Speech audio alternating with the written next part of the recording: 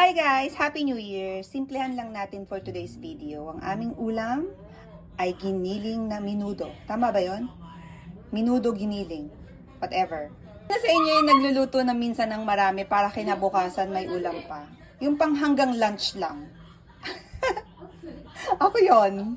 Isa ka ba doon? O sige, kung hindi ikaw kasama doon, ako na lang. Pasok na bukas ang mga kids ko. So, maaga silang uuwi. Wala silang lunch sa school. So, dito sila magla-lunch. At dahil wala ako bukas, ayan, kaya nagluto ako ng madami. Para kakain na lang sila. Alala lang ako dito sa akin niluluto. Ito. Itong dahon po ng laurel. Ayan, oh. Yan, nakikita nyo yan? Dahon ng laurel. Oh, mamantika pa. Alam nyo ba, 3 years ago, no, may mga ginagawa ako about manifesting, ayan, mga ritual, mga ganyan, mga naniniwala pa po ako sa mga ganitong, pamahiin or pampaswerte dati. Yun po yung wisdom ng mangmang na wisdom. Yes, totoo yan. No, hindi ko sinasabi to para mag-condemn lang ako or anuhin ko kayo. Hindi, kasi nanggaling po ako doon. Siyempre prayer ko din naman na makaalis kayo doon. Yung mga naka-follow sa akin dati, prayer ko din na makaalis kayo doon sa pagkaalipin o pagkagapos, no, ng ganun pong paniniwala about sa mga manifesting, mga pampaswerte na yan, Kasi guys, yung mga time na yun na, bakit ko sinabing wisdom ng kamangmangan? Kasi, that time hindi ako aware. Akala ko sa sarili ko kasi nga dahil sa bata pa lang tayo, yun na yung kinamulatan natin, no? Sinusundan ng mga parents natin. So, naging salin-salin na siya, napunta na din sa atin. So, hanggang sa kalakihan natin, naging ganun na yung paniniwala natin. So, yes, 3 years ago nga noon, nung tinawag ako ng Lord. Oo, tinawag talaga, no? Totoo yan, Lord, hindi po siya parang gino-joke ko lang. Nilalight ko lang po yung aking salita para hindi naman parang ang bigat ng dating sa inyo.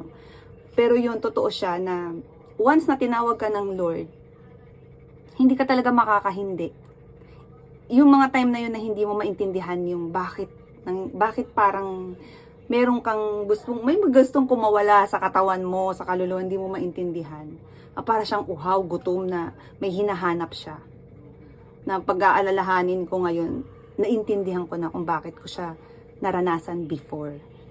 And anyway, yun na nga, ang gusto ko lang pong sabihin sa inyo, bakit delikado yung ganitong pagmamanifest, no, yung ganitong paniniwala sa mga pamahiin, feng shui, sa mga pampaswerte, sa mga ritual.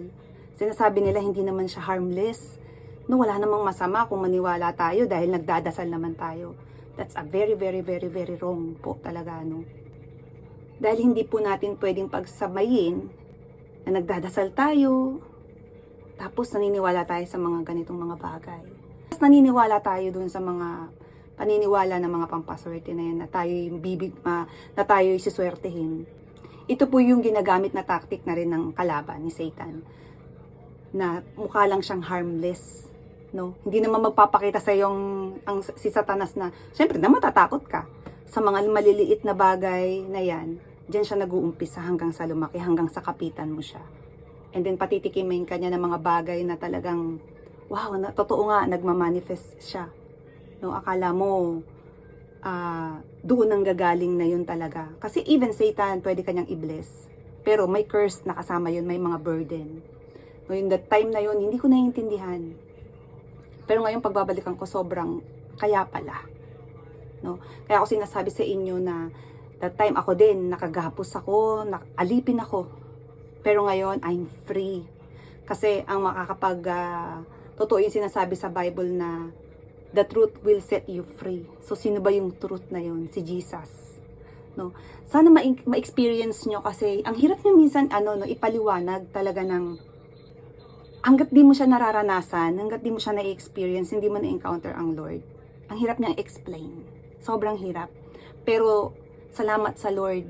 Salamat sa Lord kasi kinuha niya ako doon, inalis niya ako doon. Akala ko that time, tapos na, wala na, parang dead end na, parang ganun. dami kasing nangyari, hindi lang yung sa channel ko na yun, ang dami pong nangyari. Pero sa 3 years na pagpapatuloy ko sa Lord, at hanggang ngayon, hindi po pwedeng hindi ko itutuloy ito, magpapatuloy ako sa Lord. Kasi hindi ko, once na na-experience mo ang presence ng Lord, imposible na aalis ka doon. Lalo na kapag araw-araw mo siyang binabasa yung Bible, yung salita niya. Yun yung root, yung foundation mo is talaga na kay Lord, kay Jesus. Yung identity mo na kay Jesus, hindi yung identity na tinatawag sa'yo ng mundo. Ay, si Quincy, ano yan? Mahusay na mag-share ng mga pampaswerte yan. Yung mga mahusay sa tarot yan, mahusay sa, alam mo yan, ang dami. Yun lang yung tawag sa'yo ng mundo. Pero once na tinawag ka ng Lord, ang itatawag na sa'yo, mismo pangalan mo. Hindi yung kahit na ano pang, kasi magaling ka sa ganito, mahusay ka sa ganyan, mahusay ka mga awit, mahusay ka magsalita, hindi ganun. Kasi alam niya yung pangalan mo. Siya yung lumikha sa'yo,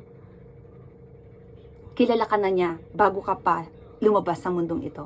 So prayer ko po sa inyo, this 2026 is, ma-encounter nyo ang Lord.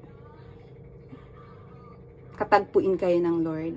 At makaalis kayo diyan sa pagkakatali, sa pagkakaalipin na yan sa mga ganitong isipin yung about sa mga pampaswerte, no? Lahat nakasulat po sa Bible kung bakit wag kayong maniwala, bakit wina-warningan tayo ng Lord na yung mga ganitong ritual na yan, yung mga Diyos-Diyosan, hindi na yung mga santo yung ibig sabihin dito, kasi before mga santo doon sa Bible. Pero pag sinabi mo kasing idol, yun na yung sa sarili mo. Kung ano yung inuuna mo bago ang Diyos, yun yung magiging idol mo.